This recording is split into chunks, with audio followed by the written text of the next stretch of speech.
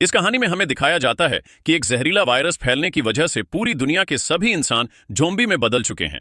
लेकिन ये कोई आम ज़ॉम्बी नहीं, बल्कि ये इतने तेज है कि दौड़ते हुए हवाई जहाज को भी पकड़ सकते हैं। कुछ तो इतने चालाक हैं कि इंसानों से भी हटकर सोच सकते हैं, और कुछ ज़ॉम्बी कई किलोमीटर दूर अपने टारगेट को सूंघने की ताकत से ढूंढ सकते हैं। लेकिन इस खतरे से घिरी हुई दुनिया में अब सिर्फ दो ही इंसान जिंदा बचे हैं। क्या ये दोनों सरवाइव कर पाएंगे या नहीं, जानते हैं आज की इस वीडियो में। कहानी की शुरुआत में हम एक लड़के को देखते हैं जो अपने कमरे में बैठकर टीवी पर कार्टून देख रहा होता है कि तभी अचानक टीवी का सिग्नल चला जाता है और स्क्रीन पर एक इमरजेंसी रिपोर्ट आने लगती है। यह खबर उस लड़के की मुस्कुराहट छीन लेती है। टीवी में बताया जाता है कि दुनिया भर में एक बहुत ही जहरीला वायरस फैल गया है, जिससे इन्फेक्टेड लोग कुछ मिनटों के अंदर भयानक ज़ॉम्बी जैसे बन जाते हैं। यह वायरस बहुत तेजी से फैलता है और पूरी दुनिया इस वायरस की चपेट में आ चुकी है। टीवी में बताया जाता है कि जो भी ये खबर सुन रहा है वो जल्दी से खुद के लिए कोई सेफ जगह देख ले।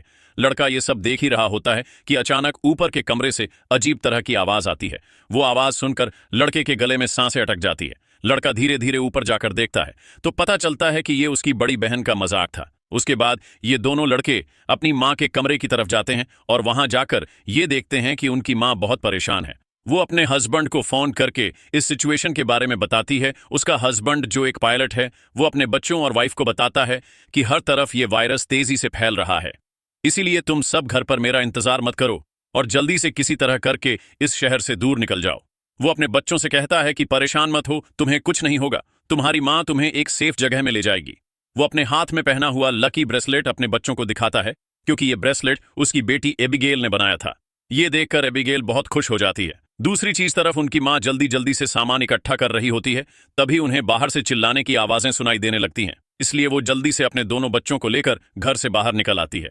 जैसे ही वो कार में बैठने वाले होते हैं, अचानक एक ज़ॉम्बी उन बच्चों की माँ पर अटैक कर लेता है। डर के मारे ये बिगेल जल्दी से कार के नीचे छुप जाती है और अपनी आंखों के सामने अपने छोटे भाई और माँ को ज़ॉम्बी के हाथों मरते हुए देखती है। वो ज़ॉम्बी उस छोटी बच्ची को देख नहीं पाता और वहां से चला जाता है। ये छोटी लड़की डर से कांप रही होती है कि तभी वो देखती है कि उसकी माँ भी एक ज़ॉम्बी बन चुकी है। लड़की की माँ अपनी बेटी को देखकर उसकी तरफ बढ़ने लगती है, इससे पहले कि वो अपनी बेटी को मार पाती। ठीक उसी समय पर एक अंकल रिश्ते की तरह आकर एबिगले की माँ को मार देता है और एबिगले को बचा लेता है। थोड़ी देर बाद वो देखते हैं कि एबिगले का छोटा भाई भी ज़ॉम्बी में कन्वर्ट हो रहा है, इसलिए वो आदमी लड़की को कान बंद करने के लिए कहता है और उसके ज़ॉम्बी बन चुके छोटे भाई को भी गोली मार देता है। अब इसके बाद 10 साल के बाद का सीन दिखाया जाता है और हम देखते हैं कि ज़ॉम्बी वायरस की वजह से इंसानी सभ्यता पूरी तरह से बर्बाद हो चुकी है। कभी रोशनी से चमकने वाले शहर अब वीरान हो चुके हैं और अब तक सारे इंसान या तो मर चुके हैं या फिर ज़ॉम्बी बनकर इधर उधर भटक रहे हैं और सिर्फ दो ही लोग जिंदा बचे हैं। वो छोटी लड़की अबिगाले, जिसे अंकल ने बचाया था, अब वो बड़ी हो चुकी है। उस दिन से लेकर अब तक अबिगाले अंकल जैक की नजर में पली बढ़ी और जैक ने उसे ट्रेन करके ज़ॉम्बी से लड़ना सिखा दिया है। उस दिन अगर उसकी लाइफ में जैक नहीं आता तो अबिगाले अब तक मर चुकी होती, इसीलिए अबिगाले जैक को अपना पिता मानती है। इतने सालों तक जंगल में अकेले रहने के बाद अबिगाले को बहुत ही लोनेली महसूस हो रहा होता है। उसकी सबसे बड़ी इच्छा है कि उसे कोई इंसानी बस्ती मिल जाए। हाँ, वो लोगों के साथ मिलकर रह सके, लेकिन जैक को लोगों के बीच रहना बिल्कुल भी पसंद नहीं। रात को जब वो दोनों जंगल में कैंप लगाकर सो रहे थे, तभी किसी की आवाज से जैक की आंख खुल जाती है। वो धीरे से अपने कैंप से बाहर निकलकर देखता है कि तभी एक ज़ॉम्बी जैक पर हमला कर देता है, लेकिन जैक लगातार गोलियां चलाकर उसे मार देता है और एबिगेल भी वहां पर पहुंच जाती हैं। इन दोनों को पिछले 10 सालों से जंगल में ज़ॉम्बीज का शिकार करते हुए इतना एक्सपीरियंस तो हो गया था कि ज़ॉम्बी झुंड बनाकर एक साथ मिलकर रहते हैं। वह समझ जाते हैं कि आसपास और भी जरूर ज़ॉम्बीज होंगे, इसलिए वह जल्दी यहां से निकलने की तैयारी करने लगते हैं और घोड़े पर बैठकर निकल जाते हैं। तभी रास्ते में उनके घोड़े हिनहिनाने लगते हैं। एक समझ जाता है कि खतरा नजदीक है। दोनों चारों तरफ देखते हैं तो दूर एक जीप ज़ॉम्बी से गिरी हुई दिखाई देती है, जहां एक नॉर्मल इंसान खुद को ज़ॉम्बी से बचा रहा था। अब वैसे भी दुनिया में इंसान बहुत ही कम बचे थे, इसलिए अब इन दोनों को हर हाल में उस आदमी को ज़ॉम्बी से बचाना था। जैक एबिगेल के निशाने का टेस्ट भी लेना चाहता था, इसलिए वो एबिगेल से कहता है कि तुम इस आदमी को बचाओगी ताकि पता चले कि वो पूरी तरह से ट्रेन हो चुकी है या नहीं। जैक उसे कहता है कि सुकून से टारगेट को निशाने पर करो और फिर उसे शूट कर दो, लेकिन एबिगेल जल्दबाजी में गोली चला लेती है, जिससे वो गोली ज़ॉम्बी के साथ साथ उस सर्वाइवर को भी लग जाती है। ये देखकर जैक एबिगेल पर काफी गुस्सा करता है, जिसके बाद वो दोनों इंसान के पास जाते हैं। वो देखते हैं कि ये आदमी अब बच नहीं सकता, इसलिए जैक उसे खुद ही मार देता है ताकि अगर उसे ज़ॉम्बी ने काटा हो तो वो दोबारा जिंदा ना हो जाए और हमारे लिए खतरा ना बने। उसके बाद वो दोनों उस मरे हुए आदमी की कार से जरूरत की सारी चीजें ले, जैक मरे हुए आदमी के जूते ले लेता है और जैसे ही वह उन जूतों को पहनता है तभी वहां मरे हुए आदमी के और साथी भी आ जाते हैं और बहुत सारे हथियारबंद लोग उन्हें घेर लेते हैं। एक बंदा जब मरे हुए इंसान के जूतों को जैक के पैरों में देखता है तो उन्हें शक होने लगता है कि उन्होंने सामान लूटने के लिए उनके साथी को मारा है। जब ये लोग जैसे ही इन दोनों को मारने लगते हैं तभी एक प्रेग्नेंट लेडी कार से उतरती है और अपने साथियों से इन दोनों को छोड़ने के लिए कहती है। तभी काला घोड़ा फिर से इन्हें वार्निंग देता है और अगले ही पल दूर जंगल से तेज आवाजें आने लगती हैं। बहुत सारे जोम्बी तूफान की तरह चारों तरफ से उनकी ओर बढ़ने लगते हैं। वो लोग इतने तेज रफ्तार से आते हैं कि उन्हें भागने का मौका नहीं मिलता, इसलिए हथियार निकालकर वहीं मुकाबला करते हैं। यहाँ सबके पास हथियार तो थे मगर जोम्बी की तादाद काफी ज्यादा थी, इसीलिए वो एक एक करके ग्रुप के बहुत से लोगों को काट लेते हैं। बचे हुए लोगों के पास छुपने की कोई जगह नहीं होती और जल्द ही यह बहुत ही कम लोग बच जाते हैं। एक मजबूत आदमी बदकिस्मती से जोम्बी के काटने का शिकार हो जाता है, इसलिए वह खुद को गोली मारना चाहता है, लेकिन उसके बंदूक में गोलियां खत्म हो जाती हैं। अब उन्हें पता चल चुका था कि वो उनसे लड़ नहीं पाएंगे, इसीलिए प्रेग्नेंट लेडी को लेकर गाड़ी में बैठाती है। गाड़ी में प्रेग्नेंट लेडी का हस्बैंड भी बैठा होता है और जैक गाड़ी स्टार्ट करके जल्दी से वहां से निकल जाते हैं। पूरे ग्रुप में अब ये सिर्फ 4 लोग ही बचे थे, बाकी सब ही जोम्बिस के शिकार हो चुके थे। एक काले चेहरे वाला जोम्बी अपने साथियों को मरा हुआ देखकर बहुत ज्यादा गुस्सा हो जाता है। उधर ये चारों जोम्बिस से जान छुड़ाकर गाड़ी में सफर कर रहे होते हैं। रास्ते में जैक पीछे बैठी लेडी से पूछता है कि तुम हो कौन और यहां क्या कर रहे थे। पूछने पर पता चलता है कि यह बचे हुए लोग शिप टाउन नाम की जगह पर जाना चाहते थे, जहां पर सेफली इंसान रहते हैं, वहां जरूरत की तमाम फैसिलिटीज है और हम सब वहां जाकर एक नॉर्मल जिंदगी गुजारना चाहते थे। ये सुनकर एबिगेल बहुत खुश होती है क्योंकि यही तो वो जगह है जहां वह हमेशा से जाना चाहती थी। जिस पर जैक ने कहा कि यहां पर कोई भी ऐसी कॉलोनी वगैरह नहीं है, मैं पिछले 10 सालों से यहां वहां भटक रहा हूं, मुझे तो कोई ऐसी कॉलोनी नहीं दिखाई दी। तभी अचानक बीच रास्ते में उनकी गाड़ी खराब हो जाती है। इस दौरान प्रेग्नेंट लेडी का हस्बैंड बाहर निकलता है जिसका नाम डेविड है। वह उनसे कहता है कि मैं एक मैकेनिक हूं और मैं इसे ठीक कर सकता हूं, लेकिन न होने की वजह से गाड़ी ठीक नहीं हो पाती, इसलिए यह लोग गाड़ी को यहीं पर छोड़कर पैदल सफर करने लगते हैं। कई किलोमीटर सफर करने के बाद वह लोग एक वीरान सोसाइटी में पहुंच जाते हैं। यहाँ ऊंची इमारतें अभी भी खड़ी हैं, लेकिन हर तरफ मौत की शांति छाई हुई है। ये लोग सबसे पहले इस जगह की अच्छी तरह से जांच भी करते हैं। जब उन्हें कोई खतरा महसूस नहीं होता तो ये लोग रात यहाँ गुजारने का फैसला करते हैं। रात को वह लोग आग जलाकर खाना पकाते हैं। एबिगेल शिप टाउन नाम के उस जगह पर जाने के लिए बहुत बेताब थी। वह उस प्रेग्नेंट औरत से उस जगह के बारे में बातचीत करने लगती है। प्रेग्नेंट औरत उसे बताती है कि हमारा पहले से उस शिप टाउन में रहने वाले लोगों के साथ रेडियो पर कॉन्टैक्ट हो चुका है। वह एक बहुत ही खूबसूरत जगह है जहां हम आजादी से रह सकते हैं। ये बातें सुनकर एबिगेल की आंखों में चमक उठी। दूसरी तरफ जैक बाहर चारों ओर जाल बिछा देता है ताकि अगर वह लोग सो भी जाए तो खतरा करीब होने पर फौरन पता चले।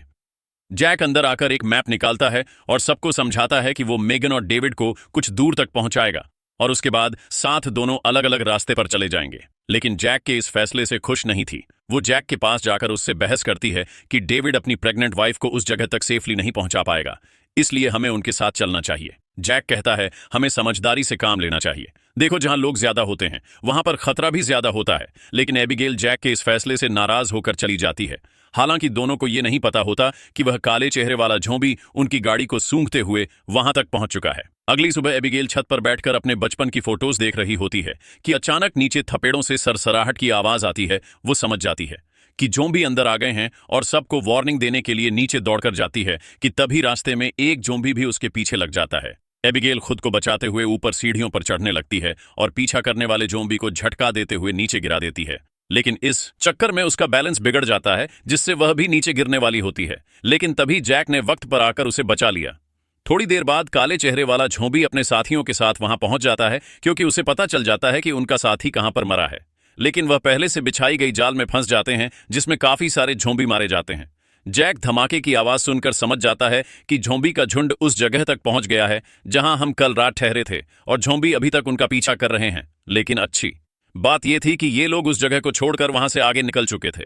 तभी रास्ते में एबिगेल को याद आता है कि थोड़ी दूर पर एक छोटा सा हवाई अड्डा है जहां पर मेरे फादर काम किया करते थे।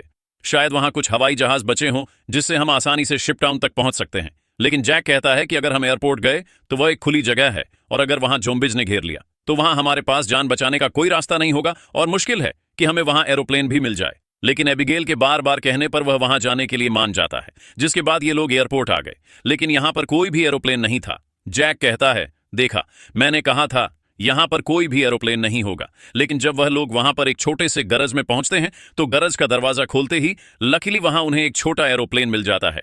ये देखकर ये लोग बहुत खुश हो जाते हैं क्योंकि अब उनका शिप टाउन तक पहुंचने का रास्ता आसान हो गया। लेकिन यह हवाई जहाज बहुत दिनों से इस्तेमाल नहीं हुआ था, इसलिए मैकेनिक डेविड कहता है कि उसे ठीक करने की जरूरत है, ज्यादा नहीं। मैं उसे 10-15 मिनट के अंदर ठीक कर दूंगा। जब तक डेविड एरोप्लेन को ठीक करता तब तक जेक और एयरपोर्ट में कुछ काम की चीजें ढूंढने लग जाते हैं।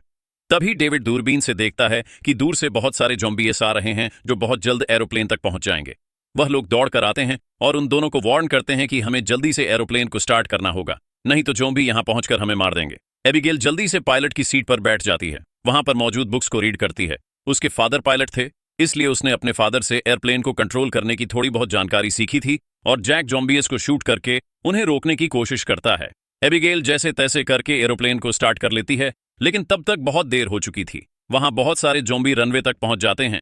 उनकी रफ्तार काफी तेज थी और उनमें से एक ज़ॉम्बी एरोप्लेन के दरवाजे तक पहुंच भी जाता है, लेकिन जैक उसे गोली मारकर एरोप्लेन को उसे छुड़ा लेता है और जहाज के कंट्रोल को समझ जाती है।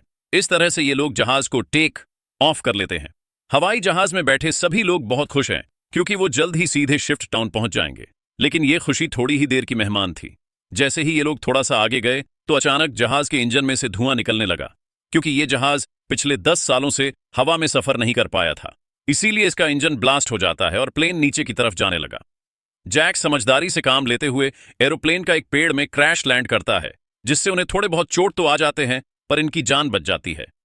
प्लेन तो अब इस्तेमाल लायक नहीं बचा था, इसलिए अब उन्हें दोबारा फिर से पैदल सफर करना पड़ेगा। काफी दूर तक पैदल चलने के बाद वो लोग एक सुनसान रेलवे स्टेशन तक पहुंच जाते हैं। रात हो चुकी थी।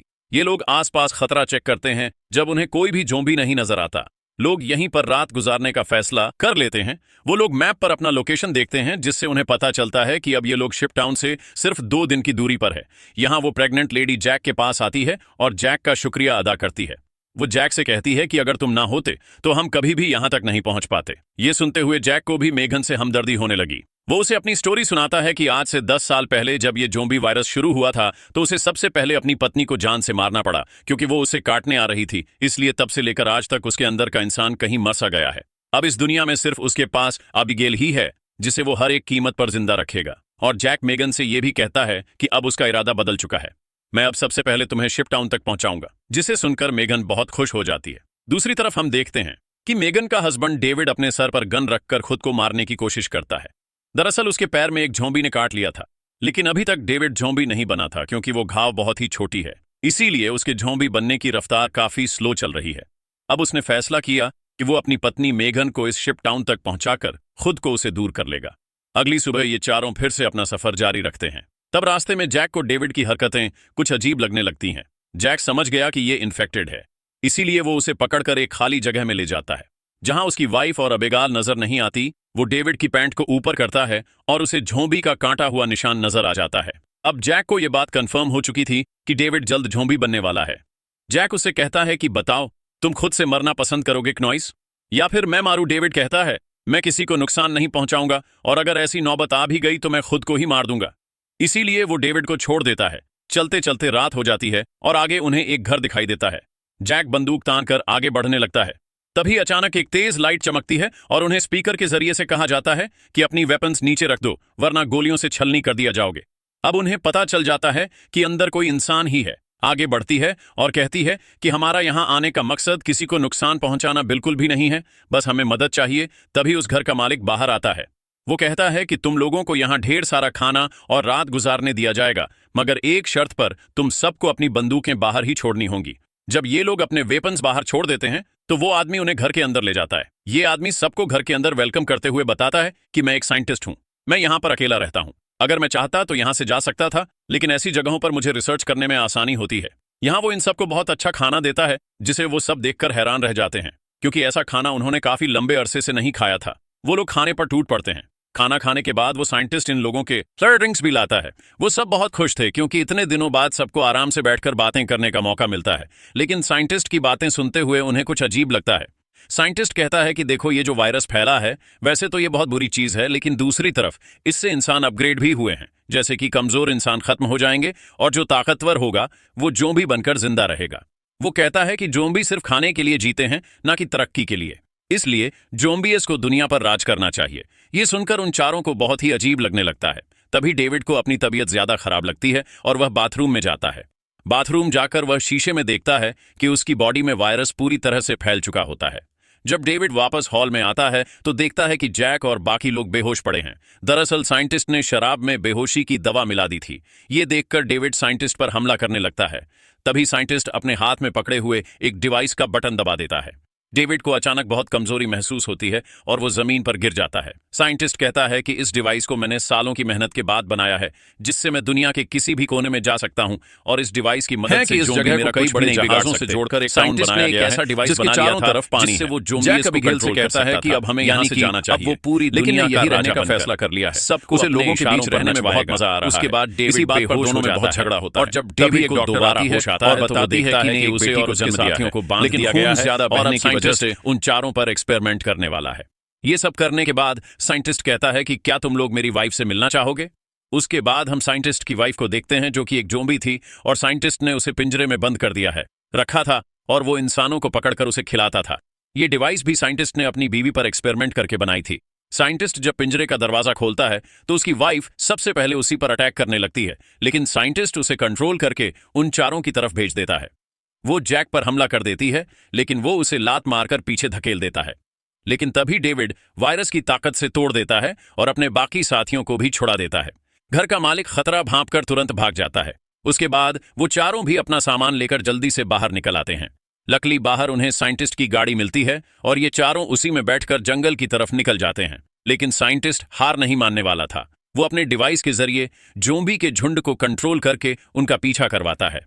जैक गाड़ी की स्पीड को बढ़ाकर जोम्बी को काफी पीछे छोड़ देता है, लेकिन आगे का रास्ता बंद था। अब उनके पास पैदल जाने के अलावा और कोई चारा नहीं है। थोड़ा सा आगे पैदल चलने के बाद जोम्बी दोबारा उन तक पहुंच जाते हैं।